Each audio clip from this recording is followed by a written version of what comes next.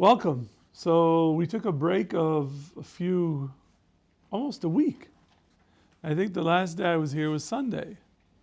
And I wasn't here Monday and then Tuesday. And then there was a holiday, a holy day of Shavuos. And now we're back. Be'ezrat Hashem. So we are in the second treatise of the Kuzari, which means that we are getting more in depth to some of the topics that were raised in the first treatise, where the king now converted to Judaism, and he's asking the rabbi to provide specific information to particular theological questions that he has. So that in the beginning it was more general, more the relationship between Judaism and other religions. Now it's within the sphere of Judaism, how do we understand particular theological issues? The first topic that he addresses is something that was very, very important in the philosophy of religion. How many of you studied philosophy of religion? Excellent, good, I'm glad. You're all experts. So the question is, what can we describe? How can we describe what God is? It's a big question. So when you think about it, when we say we believe in God, the question is, okay, what is God? How do we define what God is? And are there terms that we could say affirmatively? Say God is this, and there's some things that we could say God is not, right? So for example, one of the most famous Jewish principles of faith is that God is not a body. Correct? He's not a body. But can we say something that God is? And if so, can we say that absolutely? Or do we have to say it qualitatively? And so all of these topics are what the beginning of the second treatise deals with. And so I'm going to go through it. If you have any questions, please feel free to interrupt. This is not a flow of consciousness. It's not James Joyce. Yes? I'm not sure if we'll get into it or not, but can you make the statement that God is a being or a spiritual being? Well, first you have to decide what you mean by spiritual. If you mean non-physical, then the answer could be yes. If you mean that it's an angel, then the answer is no. Because as you have to differentiate, what do you mean by spiritual beings? Are there different types of spiritual beings? So then you'd have to limit. Now, we're not getting into the concept of being. What is the definition of being? Although there's a whole field in philosophy, the study of being, it's called ontology. We're not going to get too much into that, but a little bit we will discuss. So says the rabbi to the king, he says, all the names that we apply to God, all the terms that we apply to God, except the holy name, the four-letter name, the tetragrammaton, the letters are Yud, K, Vav, K, right?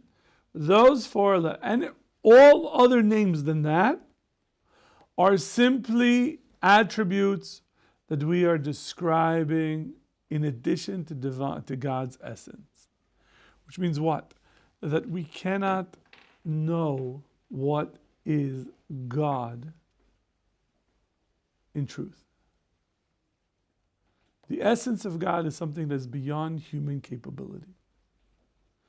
If you remember that Moshe Rabbeinu asked after in Har Sinai, he asked Hashem, could I see your face, Panim, which means I want to understand your essence?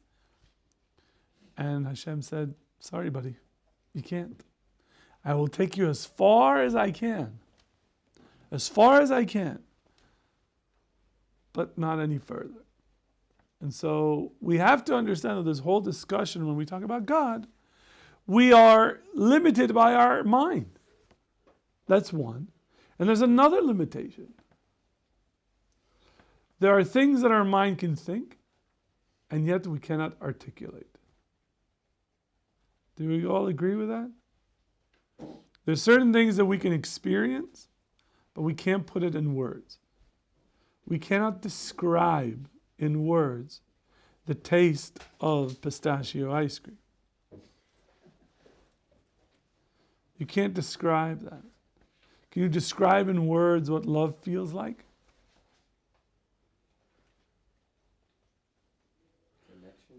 Connection. What does that mean? No, it's easier to describe the ice cream. What? It's easier to describe the ice cream. I'm not so sure. I'm not so sure. Have you ever read when you get a nice bottle of wine? I don't want to plug a particular brand of wines. Okay? But on the back they have a description. And we read one the other night that the description was, it tastes like berries and fruits and dirt. Dirt. Can't have it without dirt.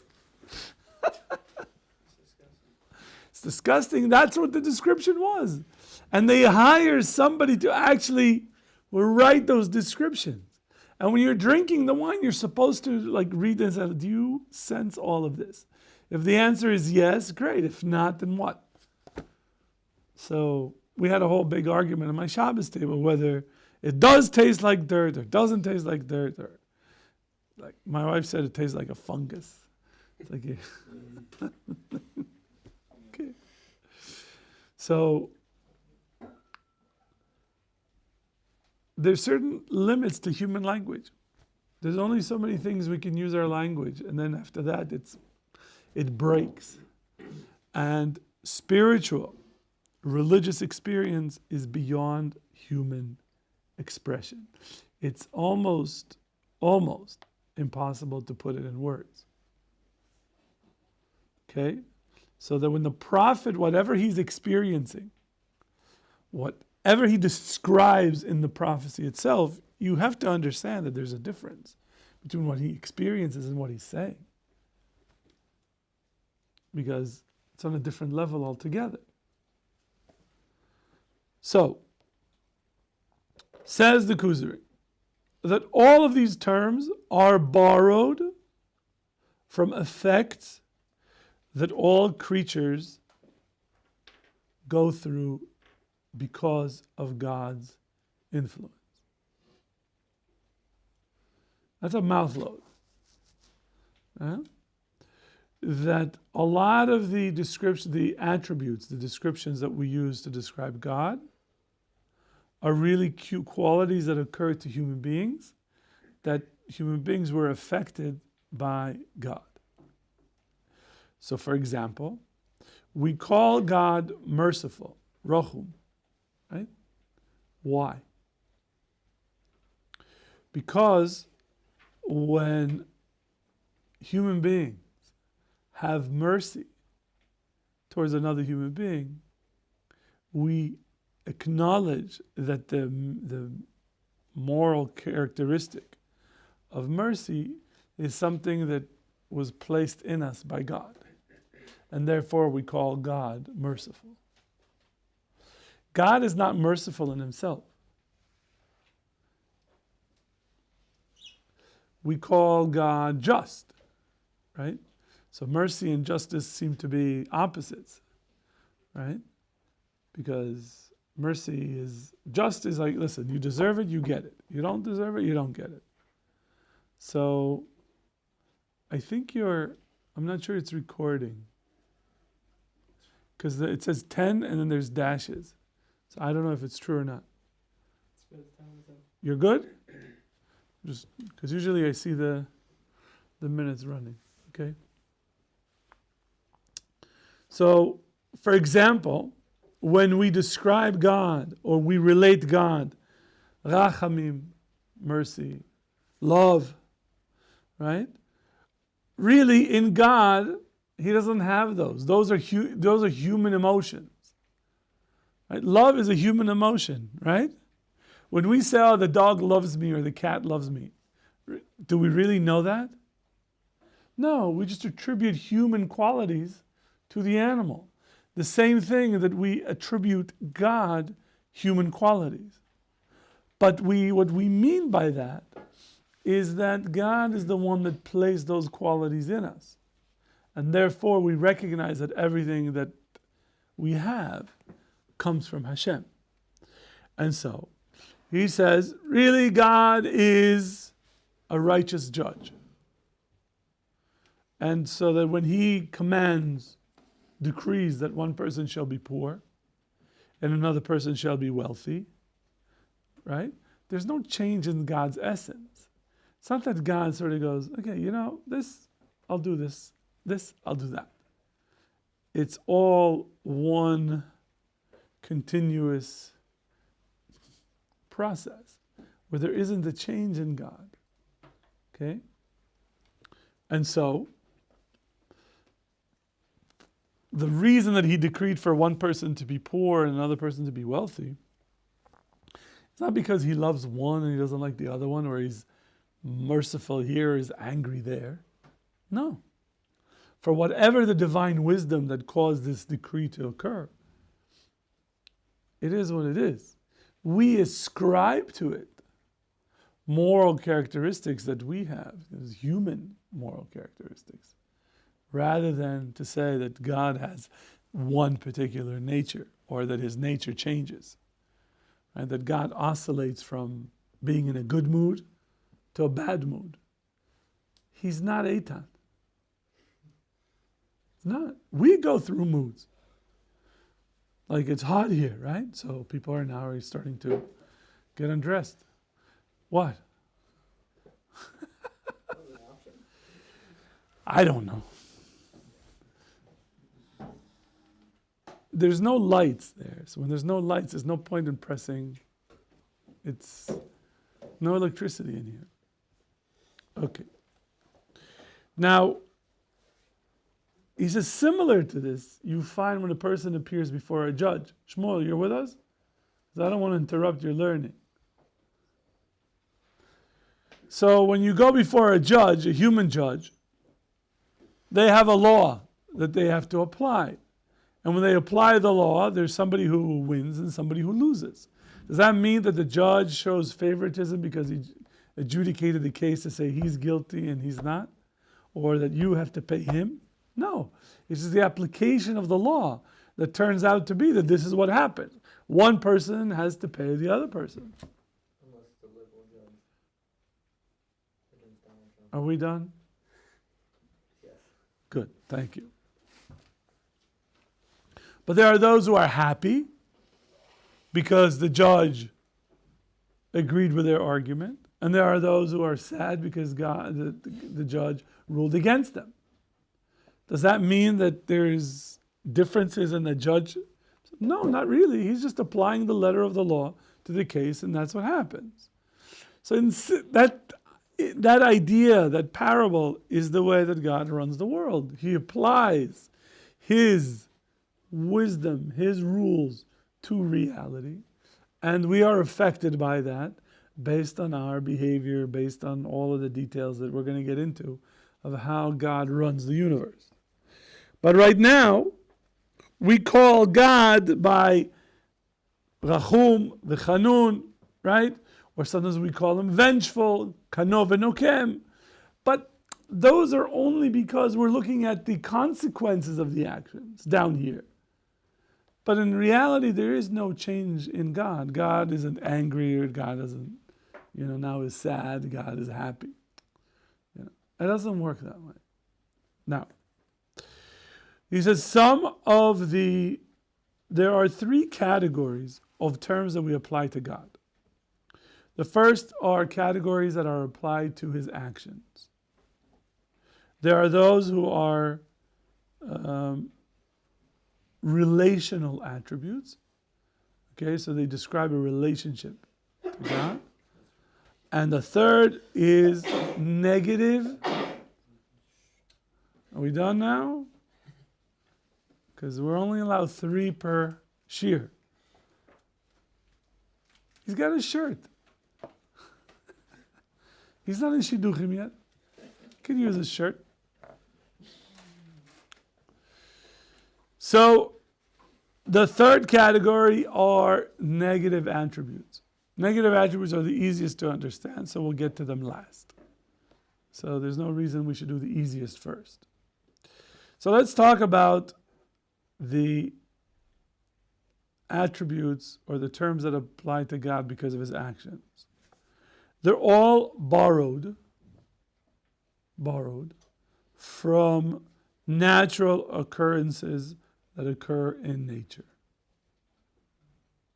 So for example, we describe God as Morish u'Ma'ashir. That one person he makes poor, right? Somebody invests in the stock market crashes, lost everything. And the other guy who sold it just before the crash made big money, right? Or one guy, is living in South Africa and all he's making is rands. And another person's living in LA and is making real dollars, right? So, 1,000,000 rand is what, $7? How much is a rand now in dollars? 18 rand, $1. It's not too bad. It's not like Too bad. not too. 18 is not too bad. Could be worse. It's a lot of money, yeah. What? It's a lot of money. It's a lot of money, huh? $1. Yep. And shekel? 3.7. 4.7 to 5 rand to a shekel. I could almost be a tenyonaire when I land over there with my 10 shekels. So there are some people. Are you leaving us? Okay. Just don't walk across the camera, Oh, please. he asked me to let you know he's not feeling well today. Who? Yehuda. Shkoyach, thank you. Forgot. You forgot. Yuda, you're not feeling well? What's wrong? Not sure. You shouldn't be drinking that much. Oh, the air conditioning. Now we can press the button. Press the button. All the way down. What does it say? Oh, the sweet sound of air conditioning, huh? You like air conditioning, Henry? Oh yeah, I have my room on 16 degrees. Okay. Here you won't get that. What's the lowest temperature then? The highest temperature? 42. Oh, I'm no. kidding. I'm kidding. Oh no. I'm kidding. That's Fahrenheit. Oh phew, I go by Celsius. What's the Celsius? Yeah, I don't know what. I have lived in Israel for 12 years, and I still don't know what they mean when they say 12 degrees or Well, 5. I think it comes from Britain. It's the way British people pronounce it. Americans go Fahrenheit, we go Correct. Celsius. No, I think there are two ways of measuring Yeah, temperature. degrees, yeah. So we follow the correct one. 38 is hot. 38 in Anything- Celsius? Yeah. Anything in 30 is just hot. Yeah. Because 38 Fahrenheit is good weather. It could be 38, In Nebraska, it's great weather. 38 or 40 could be over 100 Fahrenheit, right? I can't get that right ever. Yeah. Yeah, that sounds about right. You add 32 and then. Hey. I already went to college. I know. I studied calculus. I'm good. I'm not doing now differential equations to figure out what the weather's like. I just type, My wife does Celsius and I do the Fahrenheit. So she tells me the Celsius and I look at my phone and it says Fahrenheit. I go, I tell her it's 91 degrees today. That's what it said. Rehovot was 91. So that's hot. You were already hot just thinking about it. Okay, back to our reality. So, when we say God is Gibor, God is mighty. Obviously, it's not relational. We can't mean that we compare God's power to other entities. For example, Baruch, are you stronger than God? Nope. No. Is God stronger than you? Nope. God is not stronger than you. If you want it to be. So it's like, can God create a rock he can't lift? No, that's not it. Then you can't compare.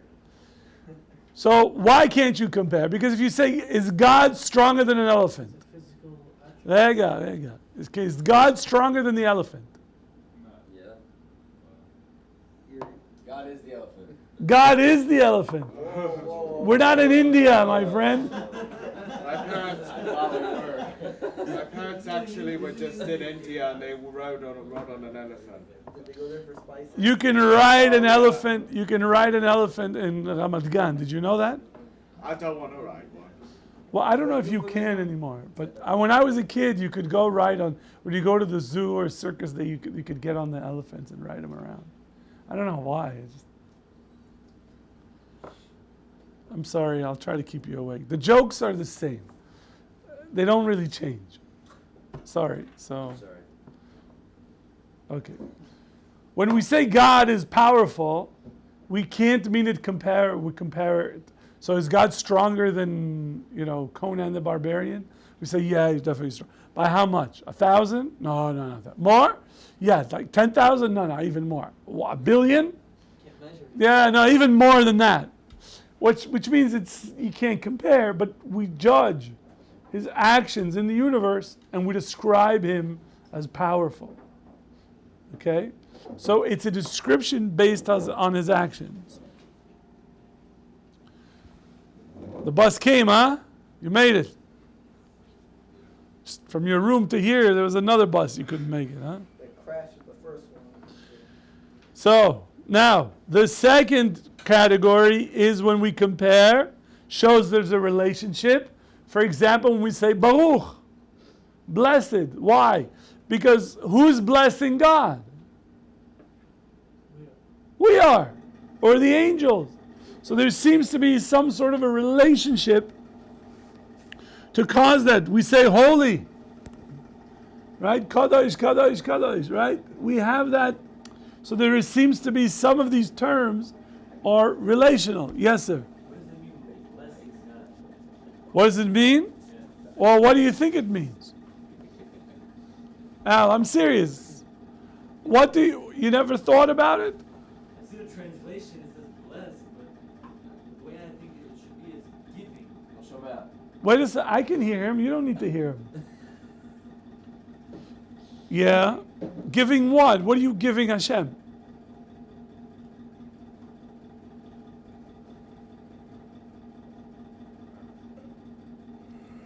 Prayer, time. Your time. When you say Baruch Atah Hashem, Elokeinu Melech HaOlam, right? Let's say Hamoitzi Lechem Min Haaretz. Ever heard of that blessing? Or Baruch Atah Hashem, Elokeinu Melech HaOlam, Boireh Pri Hagafen. For those who want the Sephardi simulcast, Hagefen. Gafen, Gefen. Fine. So, what do you say? Yes, sir. Just spitballing, yeah. Spitball. Yeah. Could Baruch mean, in translation, more? More. So, more of you, Hashem. More of these amazing things that you do for us in the Shemona Esrei. More, Hashem, of help, of hearing our prayers. Good. Famod. But blessed is something that we are giving to Hashem. You said giving.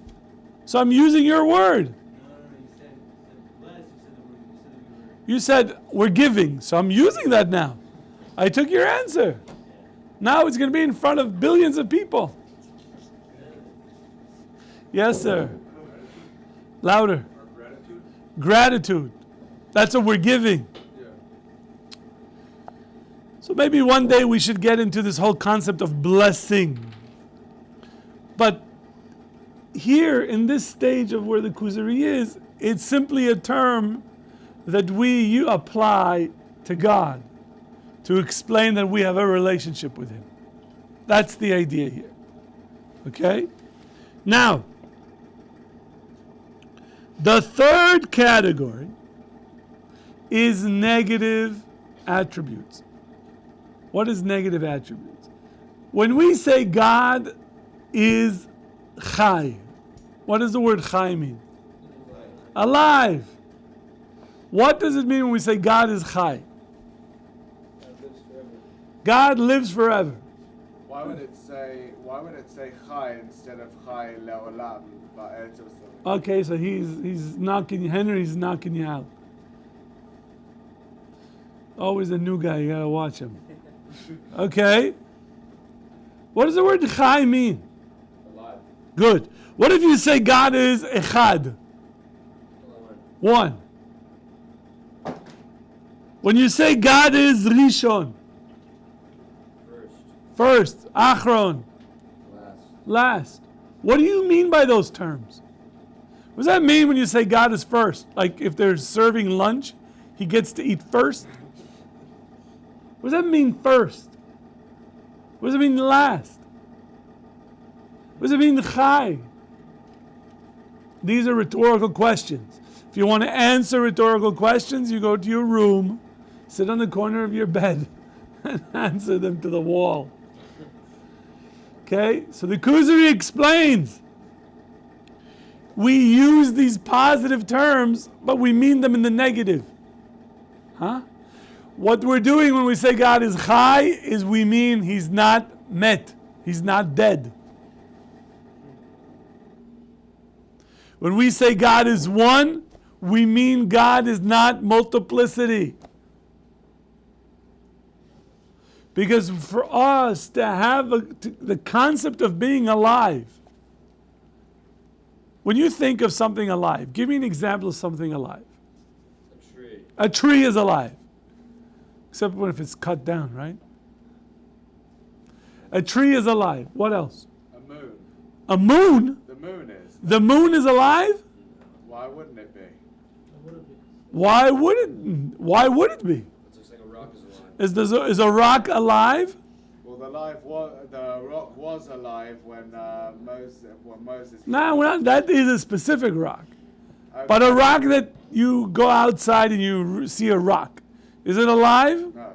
No. But the moon goes down, up and down. It was a bit confusing for me. Maybe an animal is alive. An animal is alive. Give me a name of an animal. Tiger. A tiger is alive. Good. What else? Bugs. And so all of the animals are alive. The plants are alive. What about rocks? No. What about mushrooms? Bacteria, mold, viruses. Mold, viruses. Good. He's got everything. So if you understand life as one of this category of vegetation and animals and also germs, amoebas, single-celled life, right? Cells. Does God share that quality with these entities? No. The only type of life that we are aware of is what we can see around us. And none of it could be applied to God. God doesn't live like a human being, does he? No. So we cannot mean live, God is alive, or God exists in the same way that we describe a human being exists.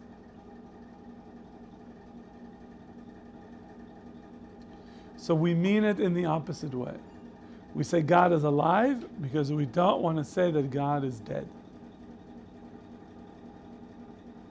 When we say God is one, it's our way of saying we can't really explain what one is. Because when we think of the concept of one, so when you think of one, so you think of a human being, one human being. Is he really one? No, he's made up of billions of cells. Right? He's got one arm, he's got two arms, so you think, no, I'm just thinking about the number one. Is the number one made up of parts? Can you divide? You can't divide the number one? Really? Oh, into fractions. You can. Or decimals. Yeah. Yeah, you can. So is one really one? Yes. No. Because one really is half plus half. or 4/4, or 8/8. Ooh, Rabbi showing off. Okay, keep your socks on. You don't have to start counting with your toes.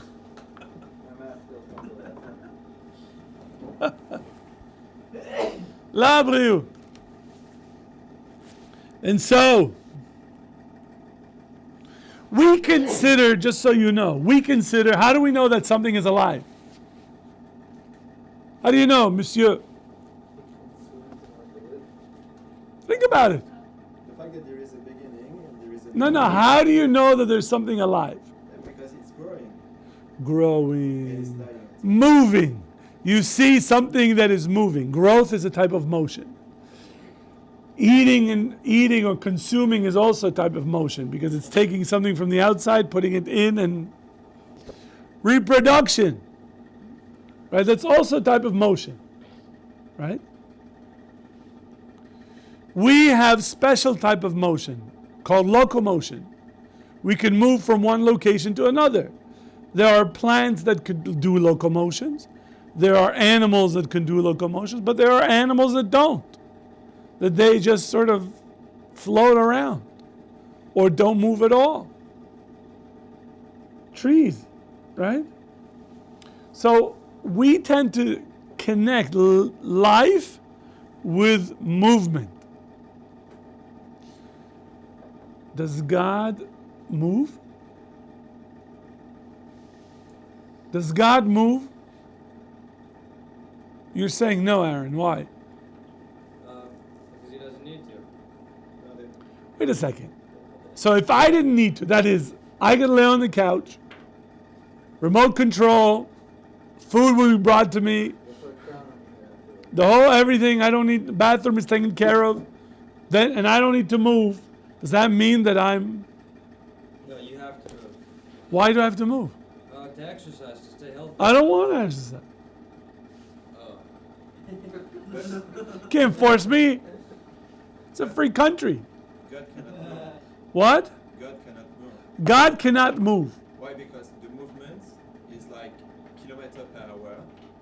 How we get place here is the distance by the time. Yeah. And therefore God would need to be submitted by the time and the distance. Well, don't we say, wait, I have another question, but I don't think you need even to get to that. Bodies move. Yeah. He's not a body. Not yet. Actually. No, I agree. Thank That's my God. conclusion to the point. It needs to be like a physical thing. Okay. I don't want to see your belly button. Yes. What's up?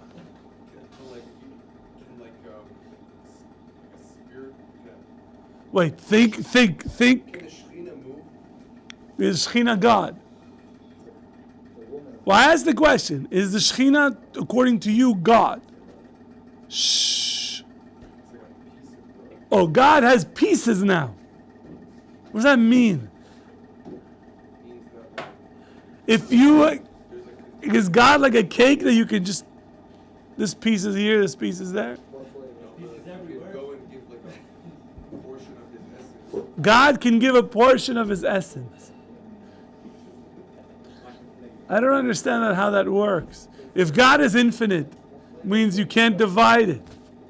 If you can't divide it, there's no portion of. It's like a cake with Infinite portions of cake. If that's your God, that's what you worship? A cake God? A giant cake God? No. The Shekhinah is not God. He is going to talk about this in about a page and a half. To talk.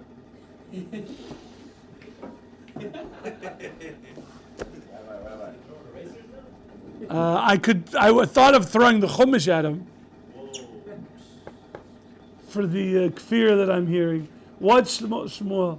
What's this? Soup? We got good questions over here. Oh, okay, you've got it. No, just that. So maybe like God's attributes, he moves from attribute to attribute. Mercy, Deen, Hesed. If only God needs to change. But there are psukim in the Navi that say that God doesn't change. Doesn't change. So change is a type of motion. Yes, Alan. If we say God can move, aren't we giving him? Louder. If we say God can move, aren't we giving him a physical attribute? Of course. I agree with you. All I'm trying to show them is that we don't apply motion to God. Yes. I agree with you. That's why when we say God is alive or God exists, we mean it we're trying to deny the negative. That God is not non-existent. That God is not dead. It just means it's a way that human beings, for us to understand that God is, right, being, then we are using what we call negative theology. Negative attributes. Did you want to say something over here? I saw hands. You want another? Because like there was like different. Isn't there like a whole thing with whether or not God removes himself from the washroom? Some say that he's still in the washroom. Some say that I'm just giving you an example. Like you said, he keeps. You heard this from Ohr Somayach Rabbi? No, but I'm saying it's like. I'm just asking. No. I'm saying it was. I'm saying it wasn't like a big like argument between like Hasidim and. Not that I'm aware of. It was like a thing, and also. Just because you're saying it was a thing. No, it was. I'm not denying it. I'm saying I don't know. Also, if he's wasn't his like presence like on the in the basic English, like isn't that like what we're like giving the he's like there. He's there. Yeah. Is it there more than God is nowhere.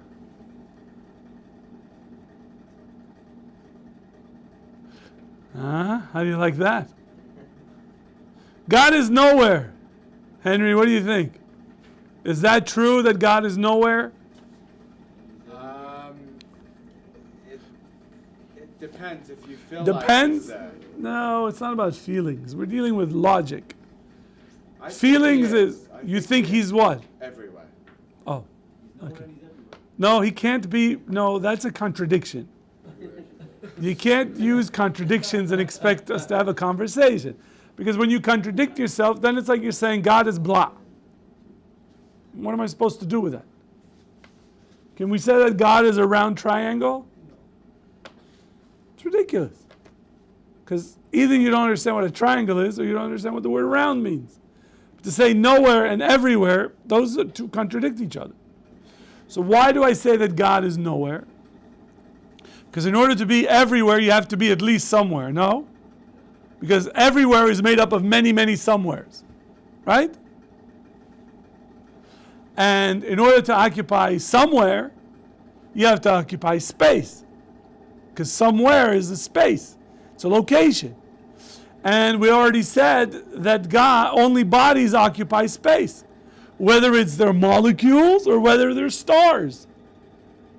Only bodies occupy space. And if God is not a body, then God cannot occupy space. Therefore, God is nowhere, which means you cannot ask the question where to God. As Rabbi Godley likes to give the example, it's like asking where is number 47? What do you mean where? It's the wrong question to ask. If you understand the concept of 47, you don't ask where is it. All right, we'll stop here. It's time for Mincha. We'll continue tomorrow.